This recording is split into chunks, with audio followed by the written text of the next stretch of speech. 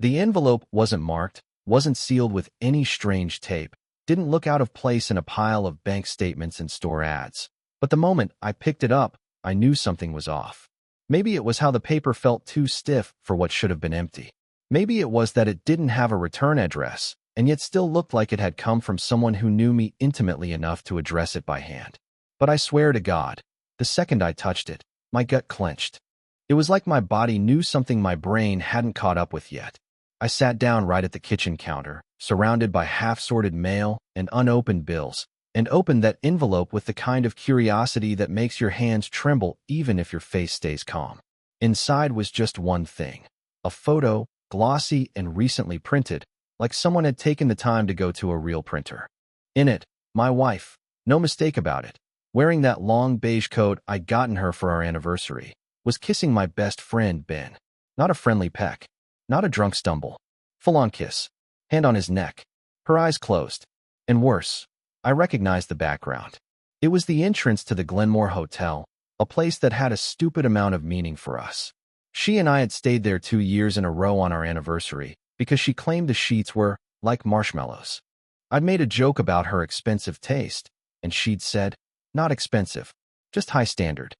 Now, she was pressed up against the brick archway out front, kissing Ben like he was her prize for surviving something. I didn't move for at least a minute. Just sat there, holding that photo, staring at it like I could blink and change what it showed. I flipped it over. Nothing. No writing, no date. Just clean. I examined the envelope again, even smelled it like an idiot, trying to catch something, perfume, a hint, anything. But no, whoever had sent it wanted to stay quiet. They just wanted me to see.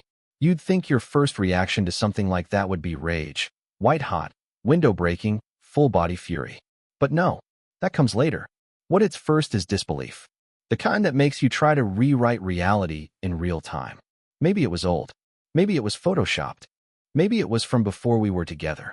Maybe. But my mind couldn't keep it up. Because I knew. The coat was new. The nail polish she was wearing, that disgusting orange she'd been obsessed with last month, that was new too. And Ben's shirt? He wore that to our house last week. I'd made fun of him for looking like a cruise ship entertainer. It was all too recent. Too real. That was when I noticed something I'd missed the first time. My wife's hand was on Ben's chest, and her wedding ring was turned inward. I know because she only does that when she's nervous. She plays with it, turns it around. She told me once that when she was in college, she used to turn all her rings inward during exams. It's like hiding, she said. My wife was hiding, but not from me. She was hiding from the world while she kissed my best friend outside the same hotel we had stayed in 2 years in a row. That was when the shaking started. Not in my hands, in my chest. Like my rib cage was trying to fold in on itself. I sat there with that photo for another 15 minutes. No tears. Just unraveling. I didn't confront her that night. Or the next. I couldn't. It wasn't fear. It was precision. I needed more than just a photo. I needed to know the full extent.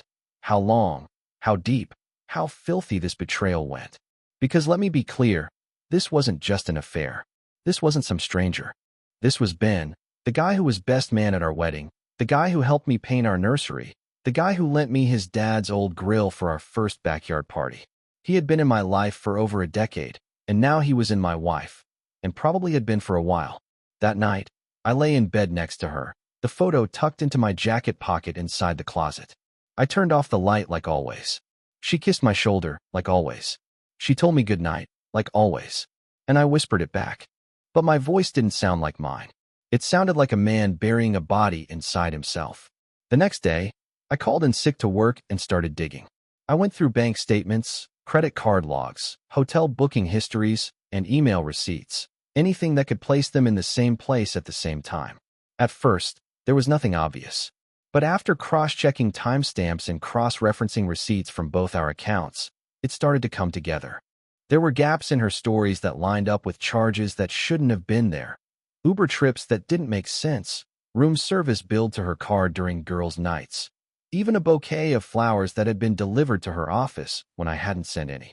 The deeper I went, the clearer it became. It wasn't an accident. It wasn't a one-time thing. This was planned, repeated, secret. They had used every inch of my trust as cover for their affair. But then came the break, the twist I didn't see coming. One afternoon, As I scrolled through more of Ben's social media, looking for clues, for confirmation, for proof, I noticed a woman in the background of one of his Instagram stories. Just her reflection in a window behind him while he was showing off his new watch. She was filming him. At first, I didn't care. He was a social guy. But then I looked closer, zoomed in. Her face was familiar. It was Maya, his girlfriend. She had been with him for a little over a year. I remembered her from a couple of double dates, a housewarming party, and one weird holiday brunch where she looked absolutely miserable. I didn't think much of her before. But now I had a name, a face, and maybe, just maybe, an ally. And then I realized something that made my hands go ice cold. That photo, the one of my wife and Ben kissing outside the hotel, that photo wasn't taken from across the street or by security footage. It was taken from inside a car. You could see the reflection of a dashboard, a faint outline of someone's steering wheel. That meant it wasn't random. That meant someone had been there, had followed them, had waited, and had a reason to expose them quietly. So I did something I wasn't sure I'd be able to go through with. I messaged Maya. Short. To the point. Just one line. I think we've both been cheated on by the same two people. We should talk. I stared at the screen for hours. Nothing. No read receipt. No reply. But the next morning, there it was. You got the photo too? The moment I read that, my heart flipped. I felt rage, yes, but for the first time in days, I also felt a sick kind of relief. I wasn't crazy. I wasn't paranoid. I wasn't alone. And I wasn't the only one who wanted justice. I replied instantly. Yes, I need to know everything. And I think I have an idea you'll like. Maya didn't reply again after her short message. You got the photo too? Not for hours, at least. But I saw she'd read mine. I left it there. I didn't press. I figured if she'd been through even half of what I had, she was probably sitting somewhere in shock, or maybe trying not to cry in a public restroom. I was on that same ride just days ago. There's a strange rhythm to betrayal, the sickening initial drop, the calm that feels like denial, and then the rage that creeps in like smoke under the door. It never kicks the door open. It seeps in slowly until it's everywhere. When she finally responded, it was late, almost midnight. I knew something was wrong, but I didn't know how bad it was until I followed him to that hotel. I stared at that sentence for a long time. She followed him. That meant she was the one who took the photo. I didn't want to ask immediately. I didn't want to scare her off, but my mind was spinning. Do you have more? She replied right away. I have videos. That was the moment I went from being the betrayed husband to something more dangerous, someone with a purpose. We decided to meet. Not at a coffee shop. Not at some diner. We chose neutral ground. A park in the city, the kind that's too open for anyone to overhear, too public for anyone to cause a scene. I showed up first and sat on a bench near a fountain. It was cold. Late November. The kind of chill that makes you feel sharper than usual. I wore a beanie pulled low and kept my head down, pretending to scroll on my phone. When she arrived, I recognized her immediately even though we'd only met a few times. She wasn't trying to look nice. That told me a lot. No makeup, hair in a messy bun, black hoodie, eyes puffy. She looked like someone who'd been watching the life she built fall apart in slow motion, and then hit fast forward. She didn't sit right away, just stood beside the bench and looked at me for a second like she was trying to figure out if I was going to break down or explode. I must have looked calmer than I felt, because she sat next to me and pulled out her phone without a word. The first video was shot from inside her car. I was right. You could hear the faint hum of her dashboard, and the windshield wipers made a soft squeak as they cleared drizzle. Through the glass, you could see Ben and my wife walking out of the hotel. Laughing. Casual. No shame. She had her hand on his arm like it was the most natural thing in the world. And then, just before they reached his car, he stopped. Said something that made her laugh. And she kissed him. Like she loved him. Not a drunk kiss. Not some spontaneous mess of lust. It was slow. Familiar. I didn't flinch. I didn't even blink. I watched it all. When the video ended, Maya didn't say anything. Just swiped to the next one. This one was inside the hotel lobby. She'd waited. Waited for them to walk in. She recorded them from a distance. Far enough that their voices didn't carry, but close enough that there was no doubt. They were checked in under fake names. She'd overheard it and wrote it down. The video was shaky, but clear enough. You could see the clerk hand them the room key. My wife turned and kissed Ben's cheek. The next video, the last one, was her sitting in her car, whispering into her phone. I don't know what to do, she said in the video. I can't scream. I can't cry. I feel like I'm not real. Like I'm watching this happen to someone else. When she finished showing me, Maya sat back, phone still in her hand like it might turn into a grenade. Her voice was low when she finally spoke. How long do you think? I didn't know how to answer. I had theories, based on bank records and work trips, but saying it out loud felt like placing the final nail in something. Still, she deserved the truth. At least 4 months. Probably more. She nodded like she'd expected that. Then she said something that changed everything. You want to get even? That was the first time I looked her in the eyes. Really looked. There wasn't anger there. Not the flailing, crying kind. Just focus. Cold clarity. She wasn't looking for a friend. She was looking for a partner. And right then, I realized we could give them something they weren't expecting. Each other. Not romantically. Not yet. But something worse for them. A pairing. A unity. Because they thought they had the advantage of secrecy. They thought they were clever. They thought they were above suspicion, above consequence. They were wrong. Yes, I said. But not messy. Not loud. Not something they can fix. She nodded. We don't scream. We build. We sat there for hours, Maya and I, strangers suddenly tethered by a very specific type of grief. Not just loss, but betrayal by people who had spent years earning our trust, only to burn it like trash. We compared timelines, verified overlaps. Her instincts had kicked in weeks earlier, she said. She noticed Ben was suddenly very private with his phone, taking longer runs that ended with a clean shirt and different cologne. At first she thought he was stressed, maybe overwhelmed. But then she found a receipt in his coat pocket for a bottle of wine from a hotel minibar. She asked him about it. He lied smoothly, saying he'd met a coworker for drinks. But he hadn't traveled that week. He hadn't gone anywhere near that hotel for business. So she followed him the next time he left with that same cologne. And that's when she saw them. That was 3 weeks ago. She said she cried in her car for hours before she even started recording. That's when I told her about the envelope, and how I'd nearly convinced myself I was crazy until she messaged me. I told her about my late nights combing through financial statements, Google Maps history, syncing iCloud backups looking for location data, anything that might confirm what my gut already knew. That wasn't just about gathering evidence. It was about regaining control, about proving to myself that I wasn't blind, I wasn't naive. I just trusted people who didn't deserve it. Maya stared straight ahead at the water fountain while I talked. She nodded quietly. Every few minutes, she'd let out this short, clipped laugh. Not because something was funny, but because it was all so ridiculous. How did we end up here? She asked. I used to dream about marrying him. Now I'm recording him cheat on me with your wife. I said nothing for a while. Then I said the one thing I'd been turning over in my head since she messaged me back. They think they got away with it. That snapped her back. She looked at me, her eyes sharp now. Exactly. They think we're clueless. It wasn't just the betrayal. It was the arrogance behind it. The smugness.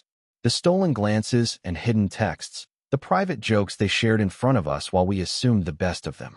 They played us like side characters in a story they were writing. But now the plot had changed. We made a pact that night. No public drama, no shouting, no keying cars or throwing clothes on the lawn. That's what they'd expect. That's what would give them ammunition. Instead, we'd plan. Carefully. Patiently. Surgically. We each had something the other didn't. Maya had videos. Surveillance. Real-time evidence. I had documents, statements, call logs, the kinds of cold facts you can't argue with. Together, we had something better than proof. Leverage. We'd use it. But first, we needed to be sure we knew how deep the rabbit hole went. I wasn't interested in revenge for a one-time mistake. I was interested in tearing apart the fantasy they'd built brick by brick. So I suggested we test them. Set the bait. See what they'd do if they thought they were in the clear. We chose a Saturday. Maya told Ben she was going to visit her sister. I told my wife, Julia, that I was golfing with clients. In reality, we stayed in the city, together but separate, coordinating via burner phones. Maya left a voice recorder running in Ben's apartment. I rigged a smart plug in our house to trigger a recording app on my iPad if there was movement during a certain time window. I even made sure to leave behind a folded sweater near our bedroom door, just slightly askew, to see if it would be moved. They fell for it. Hard. Ben had invited Julia over that same evening. Maya caught it all. Julia laughing, opening a bottle of wine, music playing, her asking, He's really not coming back tonight. The audio wasn't graphic. It was worse. It was casual, familiar. They talked like they'd done this dozens of times. At one point, Julia even said, "He hasn't suspected anything." It's almost disappointing. That line nearly made me drive to Ben's apartment that night and kick the damn door in. But I didn't. I waited. We waited. When Julia came home Sunday night, she was dressed in a different coat than she'd left in. She kissed me on the cheek, told me she missed me, asked how my golf game went. I said, "It was cold but good. You?" She smiled. "Nothing exciting. Just stayed in and did laundry." It was such a small, meaningless, lazy lie. And I realized something I hadn't before. She wasn't even good at this. She just never imagined she'd have to be. Because she assumed I'd never question her. That I was safe, predictable, loyal. That was the moment I hit my breaking point. Not when I saw the photo. Not even when I heard the audio. But when I looked into the face of someone I'd promised everything to. Someone I'd built a life with. And she lied so effortlessly, so comfortably, I realized the person I loved didn't exist anymore. She'd been replaced by someone who was willing to look me in the eye and insult my intelligence.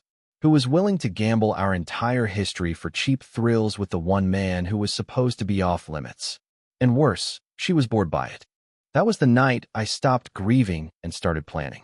I didn't want revenge that made me feel better for a few hours. I wanted to dismantle their fantasy. Turn every secret into a spotlight. Make them watch their perfect little affair cave in on itself. Not in a blaze, but in silence. The kind that makes people nervous long before they know why. From that night on, Maya and I didn't just talk. We worked. We treated it like a joint operation. No sloppy emotions, no impulsive moves. She set up a shared cloud folder where we dumped every piece of data we gathered. Audio files, screen grabs, time logs, photos, travel overlaps, spending records. She was shockingly organized, methodical. I asked her once what she did for a living. She said she worked in HR for a law firm. No wonder. She knew how to collect without triggering alarms. Knew how to wait. I'd always thought I was good at patience, the kind you learn from long commutes and a slow climb up the career ladder. But this was a new level. This wasn't passive. It was the slow, intentional pacing of people preparing to burn down a house with the lights still on and no one inside, knowing they're already surrounded. We tracked their routines. Not because we were unsure, but because we wanted to know how much time they spent lying to us. And the answer was horrifying. They weren't just sneaking around once a month. They were planning around us, using our schedules like a shield. Ben would wait until I had late meetings or travel days, then invite Julia over. Julia, in turn, claimed girls' nights, spa days, or made up relatives who needed help moving. Once, I even offered to drive her, and she declined with a fake smile and a peck on the cheek that felt like betrayal pressed into skin. But here's where it got interesting. The more we watched them, the more patterns emerged. They were using the same locations, same hotel, same time windows. They'd even developed signals for each other on Instagram.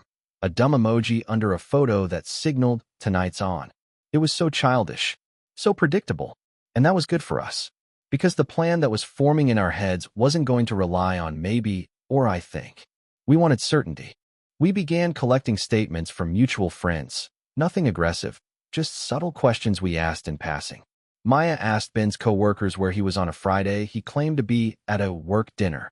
I dropped a question to Julia's sister about a weekend trip Julia had supposedly taken with her. The sister blinked and said, "Wait, what trip?" That gave us the last green light we needed. Not only were they lying to us, they were involving other people, putting them in awkward positions without consent. That was important, because when we brought this to light, we wouldn't be alone.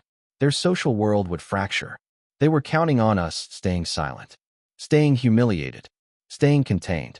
They'd miscalculated. The final straw, the moment we locked in the plan, came during a dinner we were both at. A group gathering, hosted by mutual friends. Maya and I arrived separately, as usual. Ben and Julia showed up together. Not suspiciously so, just in that annoyingly natural way they'd perfected. Laughing too loud, standing too close. At one point, I watched Julia lean over to whisper something to Ben while Maya was mid-sentence telling a story. He smiled. Julia laughed. It was small, subtle, but it was also public. And that was it. We were done collecting, done watching. It was time to move. We didn't plan to destroy them with one big blow. That's movie stuff. Real revenge, the kind that sticks, comes from cutting away everything that gave them cover. Slowly, quietly, permanently. That's what we were about to do. Maya was ready. So was I? We weren't partners in pain anymore. We were co-architects of consequence. We never wrote anything down. Not a single checklist, not a notes app scribble, not even a whispered conversation in our own homes. Every detail of the plan was spoken in parks, parking lots, or in Maya's car while parked at the far end of grocery store lots under broken streetlights. It wasn't just paranoia. It was discipline. We both understood the stakes. If they caught wind of what we were doing, they'd flip it on us. Victimhood is a currency people like them spend freely when they're exposed. So we talked in code. We referred to Julia as J. Ben became B. Our evidence became the box. That's what we were building. A box we could lock them inside, with every piece of data labeled, time-stamped, undeniable. Not just to confront them, but to present to anyone they'd ever manipulated into trusting them. Family, friends, employers. Their clean reputations were leverage. And we were going to cut the rope. The first phase was isolation. Not of them, but of ourselves. We needed to untangle from the lives they shared with us without making a sound. That meant backing up financial documents, taking quiet inventory of shared assets, ensuring personal data was secured. I set up a new email account. Maya opened a new bank account. I pulled my name off a few shared utilities. She updated passwords. All of it done slowly, quietly. They didn't even notice. Julia had access to most of my devices, not because I was careless, but because I was trusting. She knew my iPad code, had Face ID on my second phone, even used my laptop when hers ran out of battery. That stopped. I started locking things. Changed my home screen password one night while she was asleep. She noticed, of course. Asked me about it with that fake, teasing tone. Why so secretive lately, huh? You planning something? I smiled. Maybe. You'll see soon. She laughed and kissed me. Thought I was planning a trip or buying a new car. I wanted to scream in her face. Instead, I kissed her back and tasted betrayal on her breath. Maya had it harder. She and Ben lived together. No shared lease. The place was his, but they had years of cohabitation behind them.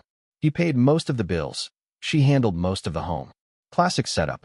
But that meant she had to move carefully. She began boxing things slowly, claiming she was decluttering. She started staying late at her sister's house once or twice a week, saying they were working on her niece's school project. Ben didn't question it. Why would he? He thought she was oblivious. He thought Julia and I were locked into our routines. That we were soft. They never expected us to talk. But that was the center of our strength. We communicated everything. Every plan. Every step. Every red flag. We even practiced what we'd say in front of them if they suspected something. We rehearsed restraint. Because they'd used our silence to build their fantasy, and now we were using their arrogance to build our revenge. The second phase was gathering allies. We didn't need a crowd. Just key people, those whose opinions would carry weight, whose trust the cheaters relied on. Not gossipers. Not drama seekers. People with integrity. I started with someone quiet, Julia's cousin, Mark. We weren't close, but we'd worked on a charity project together the year before. I casually mentioned that Julia had been distant lately and that I was worried. I didn't say she was cheating. I didn't need to. Mark was sharp. He asked questions. I didn't confirm anything, but I didn't deny either. A week later, Maya told me that Ben's co-worker, a woman named Lena, had mentioned that Ben had been in a weird mood lately. Maya leaned in gently, asking if he seemed stressed. Lena said something odd. I think he's hiding something. He's been taking long lunch breaks and comes back smelling like cologne that's not his. That was perfect.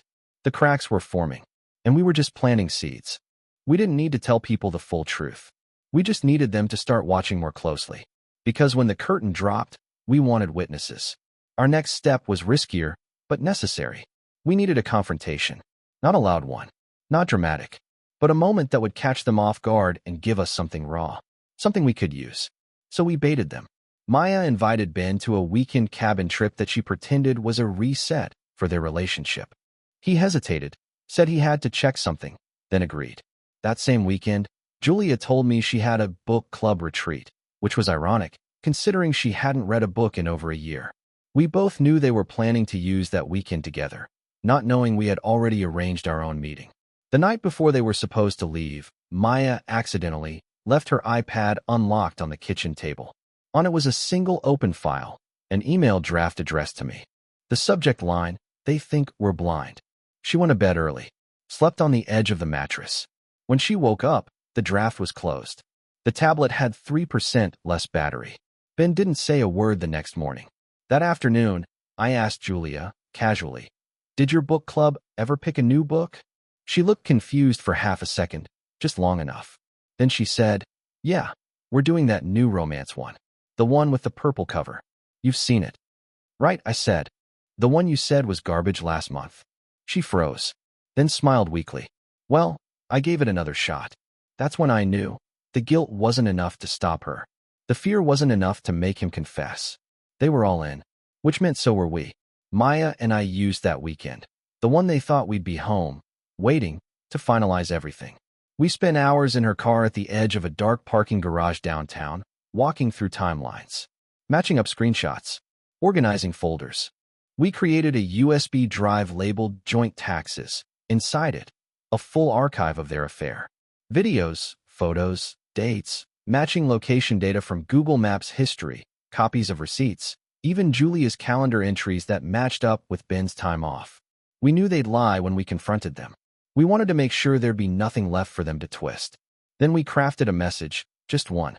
Not emotional, not desperate, just cold. "We know everything. We have the proof. You'll both hear from us soon." We saved it as a draft in a shared Google account, just in case anything happened to either of us. Not because we were afraid for our safety, but because we wanted redundancy. If Ben deleted her files, I'd still have them. If Julia wiped my laptop, Maya still had her cloud. And most importantly, if they ever tried to flip the script, we could drop everything in one email blast to the exact people who mattered most in their lives. This wasn't a nuclear bomb. This was a controlled detonation, surgical revenge. We also agreed. No direct confrontation until the drop. No screaming matches, no accusations, no social media rants. We wouldn't give them that satisfaction, wouldn't let them play the hurt victim card. They wanted drama. We'd give them consequences instead. There was one more thing we had to do before we executed. Decide how public the fallout would be. Maya was cautious at first. She didn't want to become part of a spectacle. She said she didn't care if people knew, as long as Ben paid for it. But the more we talked about what they'd done, the manipulation, the ease of it, the almost joyful way they'd carried on, the more we agreed. Silence was what gave them power. Quiet let them move in the shadows. So we made a list of who needed to know. Not everyone, just the right people. For Julia, that meant her sister, her closest coworker, and her manager, someone she always bragged about impressing.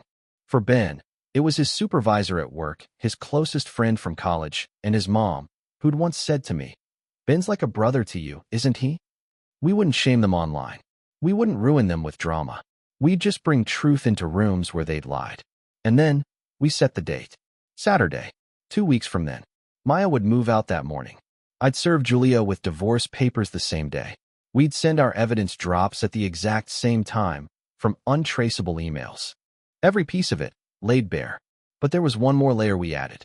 Not out of spite, but for symmetry. We decided to stage a final dinner. Just the four of us. Ben had been suggesting a double date for weeks, thinking it would somehow keep appearances safe. Julia pitched it to me with the same usual grin. I agreed. We set it for the Friday night before our drop. It would be their last meal together in a world where they still believed we were clueless. Maya and I rehearsed every word, every glance, every smile. We dressed well. We acted normal. We even laughed at their jokes. Because that night wasn't for us, it was for them. We wanted them to look back and realize the trap had already closed, and they had smiled through it. That night, at the restaurant, Ben was glowing. Julia looked smug. They had no idea. Maya toasted to old friends and better days. I toasted to finally seeing things clearly. They thought we were warming up to them again. In reality, we were watching the last night of their old lives. They didn't notice how calm we were. Or if they did, they mistook it for ignorance. They didn't know that by that time tomorrow, we'd be ghosts in their world, with matches dropped on every bridge they thought they'd crossed safely. When we hugged goodbye in the parking lot, Julia held on a little too long. Maybe she sensed something, but she said nothing. just smiled and said, "Love you." I whispered, "You too." And that was the last lie I ever told her. The morning of the drop, I woke up before the sun. Not because of nerves, because of clarity. I lay there next to Julia, watching her sleep for the last time, or at least, watching the woman I thought I married. I wondered if she would still have that peaceful look on her face once she read the documents. Once the mask was gone, I didn't feel sentimental. I didn't feel cruel. I just felt done. I got out of bed quietly and left the room. Showered. Dressed in the same black shirt she once said made me look dangerous in a good way. Then I walked into the kitchen and made coffee. She came in a few minutes later, groggy, yawning, completely unaware of the emotional detonation that was already humming beneath the surface. Smells good. You're up early." I smiled. "Big day." She laughed and kissed me on the cheek. "What's the occasion?" I handed her a mug. "You'll find out." At 9 a.m. sharp, I left the house under the excuse of needing to run some errands. My lawyer had everything ready. I signed in person. Julia was going to be served at 11 a.m., just after I knew she'd return home from her weekly yoga class. Maya had timed her own exit with military precision. She told Ben she had a surprise for him and asked him to meet her at his favorite breakfast spot. He was probably expecting a gift, or a soft apology, maybe even a weekend getaway. What he got instead was silence. Maya had already removed her things from his apartment 2 days prior, while he was at work. She'd hired movers, redirected mail, locked down her accounts, taken her name off everything. The only thing she left behind was a note on his nightstand. "You should have been honest." I was. Attached to it was a USB drive with a pink ribbon tied around it. At 11:05, Julia called me. I didn't answer. The voicemail she left started calm and confused, then escalated to frantic and tearful. "What is this? Why are there papers on the porch? Is this a joke? Call me." By 11:30, Maya had sent her first round of emails.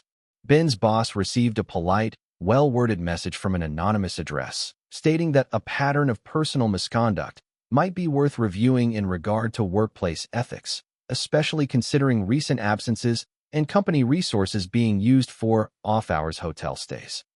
Attached were time-stamped receipts and location data. Julia's sister got a package, real, physical, in the mail. It included printed photos, a letter from Maya detailing the timeline, and a short postscript. "I'm sorry you have to see this, but you deserve to know the truth." Her work supervisor received a digital copy of the photo taken outside the hotel, along with a message. "The person you've nominated for the upcoming leadership program has been engaged in unethical behavior that may conflict with your organization's values. Just thought you should be aware."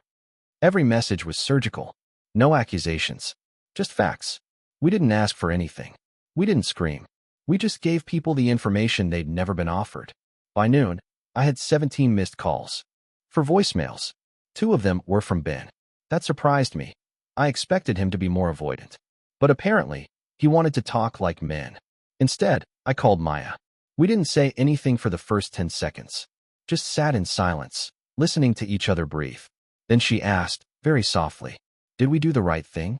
I said, "We didn't start the fire. We just let people see the smoke." I didn't go home that night. I'd already packed a weekend bag and booked a small Airbnb 2 towns over.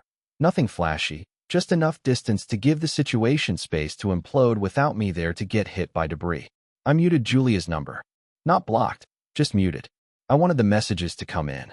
I wanted to see the panic pour through. By sunset, my phone had 38 unread texts. 3 from mutual friends. 1 from her mother. The rest from Julia. The last one she sent before I turned the phone off was a long, rambling paragraph that swung between heartbreak and rage, ending with, "How could you humiliate me like this? You're making a huge mistake." That line made me laugh. Not out loud. Just that bitter, knowing kind of laugh that tastes like closure. She wasn't sorry for what she did. She was sorry she got caught. Maya, on the other hand, spent the evening sitting in her sister's guest room, surrounded by boxes of her things and a laptop open to her inbox. She forwarded me some of the replies she got. One was from Ben's college friend, the guy he always bragged about being like a brother to. The message was short. "Maya, I'm so sorry. I had no idea. If you ever need anything, please reach out." Another was from Ben's boss, a man named Daniel, who replied almost too quickly. Thank you for bringing this to my attention. I will handle this professionally and discreetly. Take care of yourself. But the one that hit hardest was from Ben's own mother. Maya hadn't contacted her directly. She hadn't needed to. The woman found out from her son's now ex-friend, who'd received the package with the videos. Word had already spread. The message read, "I raised him better than this. I can't believe he did this to you, to anyone. You deserve the truth, and I'm sorry you had to be the one to carry it. Please know this doesn't reflect who you are. He made his choices. Thank you for your dignity." It broke Maya a little. She called me, trying not to cry. Not because she missed Ben, but because for the first time, someone in his world saw her. Not the girlfriend in the background, not the woman being lied to, just her. And that kind of recognition hits differently when you've been made to feel invisible for so long. Meanwhile, Julia had begun her own campaign. It started with damage control, texting mutual friends that this was all a big misunderstanding, that I'd overreacted, that she and Ben had only crossed a line once and were ashamed of it. She even spun some story about Maya being unstable and controlling, trying to paint the whole thing as a jealous woman's attempt to ruin a good man. But the thing about facts is, they leave no room for spin. When the group chats lit up and people began sharing the exact same photos, the same timestamps, the same receipts, that's when her version started to fall apart. Fast. By Sunday morning, she was officially socially radioactive. A few people unfollowed her. One of her closest friends blocked her entirely. Another sent me a message. "I don't know what to say, man. I didn't think she was capable of this. Whatever you need, let me know." But I didn't need anything from them. All I needed was this: for Julia and Ben to sit alone in the wreckage they made, not just of our relationships, but of the version of themselves they had carefully curated for years. The charming friend, the loyal partner, the good ones. They were good at pretending. We were better at revealing. Monday morning came like a slow sunrise after a long storm. I checked out of the Airbnb and drove back into town. Not to the house. Not yet. I parked outside the office and just sat there for a while, watching normal life swirl around me. People getting coffee, checking their phones, living in their routines. I wondered how many of them were carrying secrets just like Julia and Ben had. How many others had no idea what their partners were doing? How many others would someday find a photo in the mail or a receipt in a coat pocket and feel their entire life tip sideways? Julia had left one final voicemail overnight. Her voice was raw. "No more games. No more gaslighting. You win. Is that what you wanted? You wanted to blow everything up? You wanted me to lose everything? Fine. I did. Congratulations." I didn't even finish listening. This wasn't about winning. This was about ending the lie. The long, quiet humiliation of being the last one to know. Back at the house, I pulled into the driveway slowly. Her car wasn't there. I timed it that way. I didn't want a confrontation. I wanted peace. Inside, the place looked the same, but it felt hollow, like someone had vacuumed the soul out of it. She'd taken some things, clothes, a few photos, her desk plant, but she hadn't touched the living room shelf, where the wedding picture still stood in a wooden frame. I took it down, flipped it over. There was a handwritten note on the back in her handwriting. From years ago. "No matter what, you and me." It almost made me laugh. Almost. I put the frame in a box. Not out of sentiment. Out of completeness. Then I sat on the couch and texted Maya. "It's done." She replied. I slept the whole night through. First time in months. That hit me harder than anything else. All this time, we'd been surviving on tension. Planning revenge not out of hatred, but as a means of escaping the fog. And now that it was done, we weren't giddy. We weren't drunk on victory. We were just free. Later that week, Maya and I met again. No more plotting. No burner phones. No USB drives. We just sat on a park bench again, like the first time, and let the silence sit between us until it felt full instead of heavy. She looked at me and asked, "Do you think they regret it?" I thought about it. About how people like them work. About how regret usually doesn't come from the thing itself, but from the loss of control after. "Maybe," I said, "but not in the way we'd hope." She nodded. "Still worth it." We didn't talk much after that. There wasn't much more to say. We didn't become a couple, at least not right away. That wasn't what this was ever about. It wasn't a rebound fantasy. It was two people finding a way to carry something unbearable and deciding to set it down, together.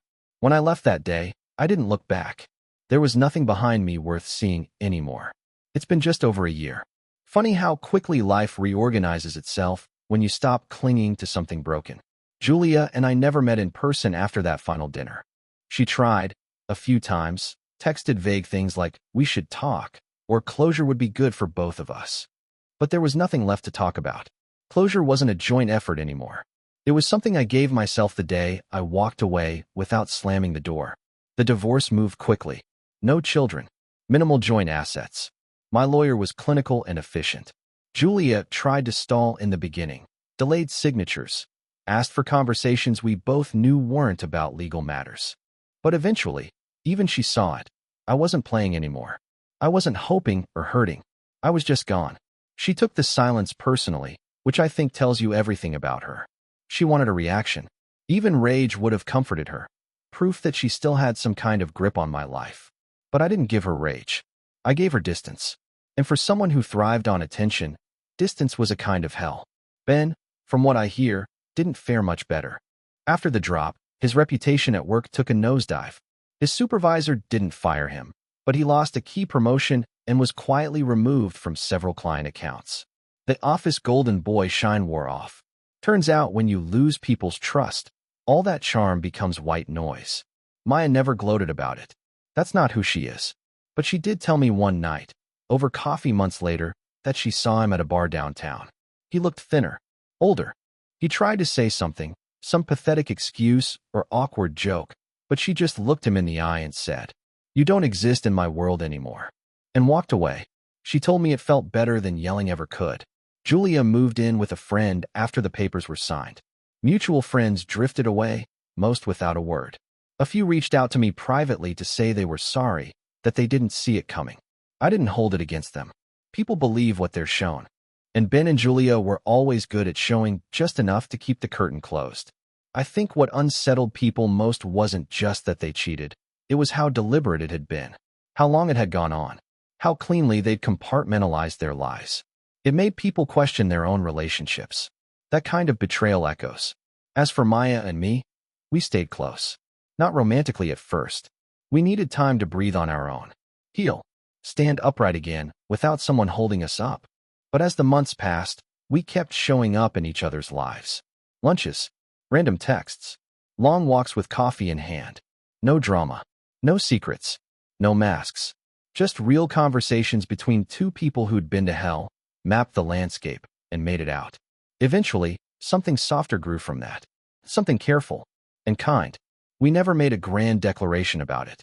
We just started holding hands one day, and neither of us let go. Looking back, I don't feel proud in the way you'd expect. I don't feel triumphant.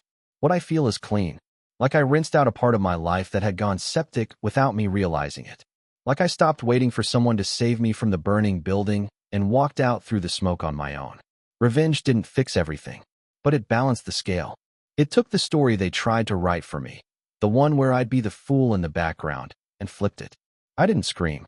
I didn't beg. I didn't sink. I rose. And when the dust settled, I wasn't holding ashes. I was holding the truth. And that, in the end, was enough.